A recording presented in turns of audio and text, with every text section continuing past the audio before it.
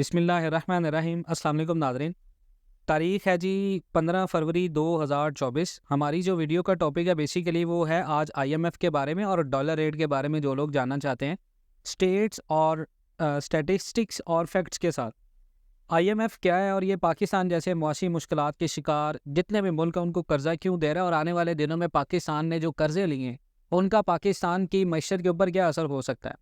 پاکستان اور آئی ایم ایف کے درمیان 3 ارب ڈالر کے قرض پروگرام کی بحالی کے لیے مذاکرات اسلام آباد میں نئی حکومت کے ساتھ شروع ہونے جا رہے ہیں، جو کہ متوقع ہے کہ مارچ میں جاری ہوں گے۔ آئی ایم ایف کا جو قیام ہے وہ 1944 یعنی 1944 میں ہوا تھا، جبکہ پاکستان 11 جولائی 1950 کو آئی ایم ایف کا رکن بنا تھا۔ اب تک آئی ایم ایف نے پاکستان کو دیے جانے والے قرض کی قسط کو روک رکھا ہے اور حکومت سے ٹیکس اکٹھا کرنے کے حوالے سے سخت مطالبات کر رکھے ہیں، جن پر گفتگو شنید اور بہت زیادہ پیچیدگیاں ہیں۔ دیکھیں، سوال یہ ہے،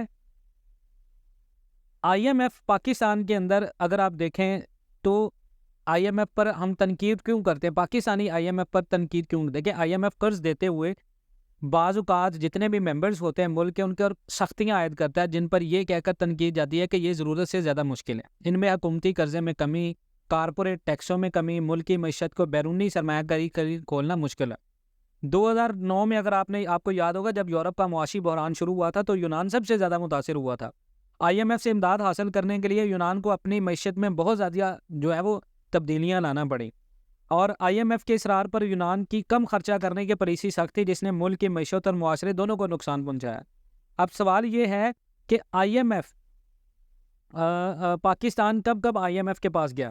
پاکستان کی آئی ایم ایف پروگراموں میں شمولیت کے بارے میں عالمی ادارے کی ویب سائٹ پر موجود تفصیلات کے مطابق پاکستان کے آئی ایم ایف کے ساتھ ابھی تک 24 پروگرام ہوئے ہیں، اور پہلا پروگرام دسمبر 1958 میں طے پایا، جس کے تحت پاکستان کو $2.5 کروڑ دینے کا معاہدہ طے ہوا۔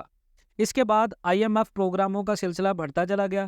آخری بار آئی ایم ایف بورڈ نے اگست 2022 میں ایکسٹینڈڈ فنڈ فیسلٹی کے 7ویں اور 8ویں ریویو کے تحت پاکستان کو $1.1 ارب قرض دیا تھا۔ اس کے بعد اگر آپ بات کریں کہ آئی ایم ایف کسی ملک کو قرض کیسے دیتا ہے، سب سے پہلے ایک رکن ملک آئی ایم ایف سے مالی مدد کی درخواست کرتا ہے۔ اس ملک کی حکومت اور آئی ایم ایف کا عملہ معاشی اور مالی صورتحال اور قرض کی رقم پر بات چیت کرتے ہیں۔ ملک کی حکومت اور آئی ایم ایف معاشی پالیسیوں پر دونوں آپس میں اتفاق کرتے ہیں، جس کے بعد آئی ایم ایف اس ملک کو قرض دینے پر راضی ہو جاتا ہے۔ آئی ایم ایف کی جو شرطیں ہیں ان سے مراد پالیسی ریفارمز ہوتی ہیں جو قرض لینے کے لیے ایک ملک کو کرنے ہوتے ہیں۔ پالیسی پروگرام آئی ایم ایف کے بورڈ کو پیش کیا جاتا ہے، لیکن ایمرجنسی فنانسنگ کے تحت اس نظام کو تیز کیا جاتا ہے۔ اس کے بعد یہ ہے کہ آئی ایم ایف کسی بھی مخصوص پروجیکٹ کے لیے قرض نہیں دیتا، اس کا مقصد ملکوں کو معاشی بحران میں مالی معاونت فراہم کرنا ہے۔ ایسے میں معاشی استحکام اور پیداوار کے لیے پالیسیوں پر عمل درآمد ہوتا ہے۔ اب پالیسیوں پر عمل درآمد کیا ہے جی؟ پاکستان کو $130 ارب کا قرض جو ہے وہ مینج کرنا ہے، اور اس کے ساتھ پاکستان کو ٹیکس ریفارمز کرنی ہے۔ ٹیکس ریفارمز کے علاوہ پاکستان کے اندر جتنی بھی اشرافیہ ہے جو ٹیکس نیٹ میں نہیں ہے اس کو ٹیکس نیٹ میں لے کے آنا ہے۔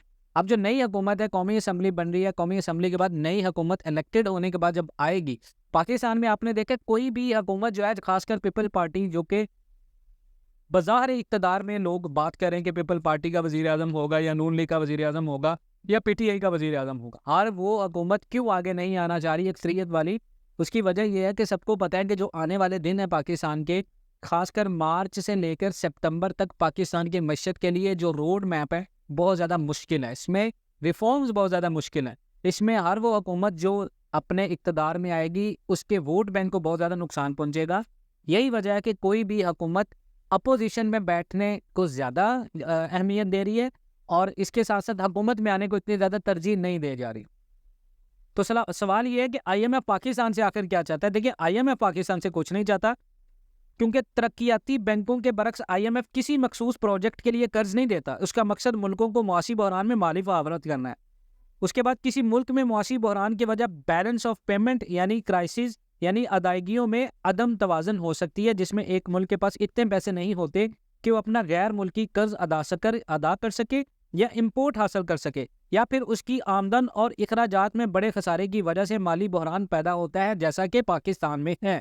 آئی ایم ایف کے مطابق ان بحرانوں سے پیداوار میں کمی آتی ہے اور بے روزگاری بڑھتی ہے، آمدن میں کمی آتی ہے اور غیر یقینی کی فضا پیدا ہوتی ہے۔ شدید بحران کی صورت میں ڈیفالٹ دیوالیہ کا خطرہ بڑھ جاتا ہے اور پاکستان مزید اس طرح کی دلدل میں پہنچ سکتا ہے جس طرح کے ابھی معاشی حالات چل رہے ہیں۔ خدا نہ کرے کہ ایسا کبھی ہو، پاکستان کے اندر انویسٹمنٹس آئیں، پاکستان کے اندر جو فورن ڈائریکٹ انویسٹمنٹس ہیں ان کی جو کمیٹی بنی ہے SIFC، وہ پاکستان کے اندر ترقی لے کے آئے۔ مقصد یہ تھا کہ IMF کیا ہے اور یہ پاکستان جیسے معاشی مشکلات کے شکار ممالک کو قرض کیوں دیتا ہے اور اس کی اہمیت کیا ہے اور اس کے بنا پاکستان کو کن کن مشکلات کا سامنا کرنا پڑ سکتا ہے۔ مزید اس طرح کی اپڈیٹس کے لیے جڑے رہیں پاکستان اینڈ ورلڈ TV کے ساتھ۔ انشاءاللہ ملتے ہیں نیکسٹ ویڈیوز میں، تب تک کے لیے اللہ حافظ۔